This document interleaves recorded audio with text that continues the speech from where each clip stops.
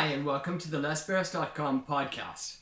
This podcast is for extensive English listening. So every day I'll make a new podcast about a different topic. That way you can hear lots of different vocabulary. And you don't have to listen too long, 2 or 3 minutes at best.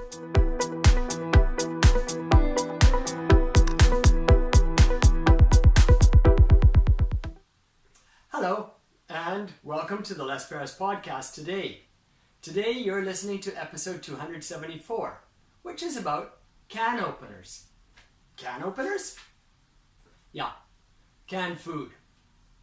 I tried to open a can about a year ago. I didn't have a can opener. Wow, it's difficult. These days I don't cook, or actually I do cook. I cook lunch every day, but I don't get food in cans. Somehow it seems like canning food is not as popular in Japan as it is in Canada. We ate a lot of canned food when I was growing up in Canada. But I don't see my wife buying canned food very often. And opening the can requires a special tool, a can opener. I didn't have one, and it was very difficult to open the can. I used a hammer and a nail, and I punched holes all the way around.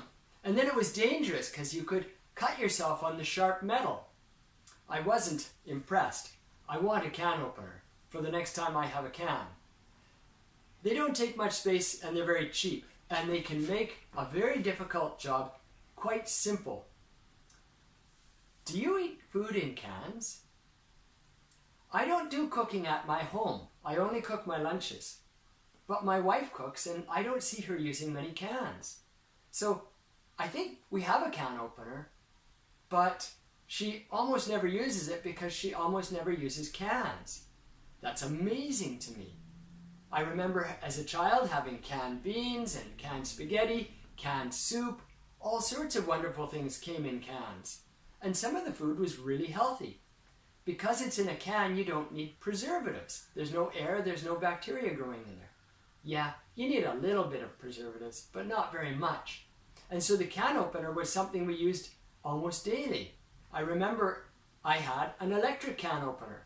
It was very simple. You attach the can to the can opener, press down, and a magnet held it in place, and a motor turned the can for you.